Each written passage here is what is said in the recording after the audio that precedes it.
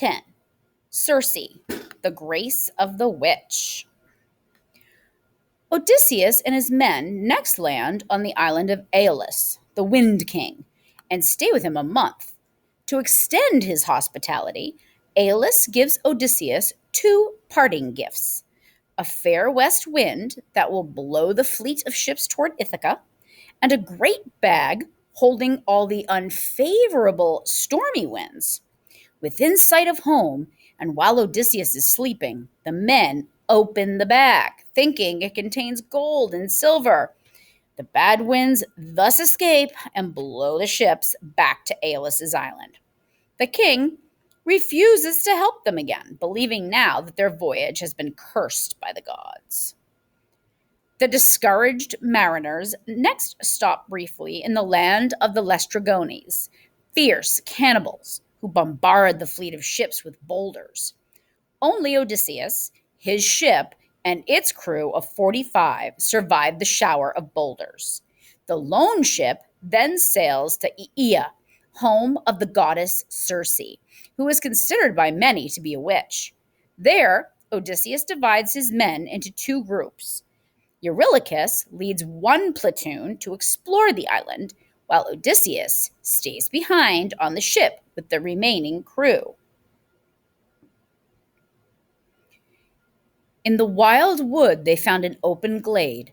Around a smooth stone house, the hall of Circe, and wolves and mountain lions lay there, mild in her soft spell, fed on her drug of evil. None would attack. Oh, it was strange, I tell you. But, switching their long tails, they faced our men like hounds who look up when their master comes with tidbits for them, as he will from table. Humbly, those wolves and lions, with mighty paws, fawned on our men, who met their yellow eyes and feared them. In the entranceway, they stayed to listen there. Inside her quiet house, they heard the goddess Circe. Low she sang in her beguiling voice, while on her loom she wove ambrosial fabric, sheer and bright, by that craft known to the goddesses of heaven. No one would speak until Polites, most faithful and likable of my officers, said, "Dear friends, no need for stealth. Here's a young weaver singing a pretty song to set the air a-tingle on these lawns and paven courts. Goddess she is, or lady. Shall we greet her?" So reassured, they all cried out together, and she came swiftly to the shining doors to call them in.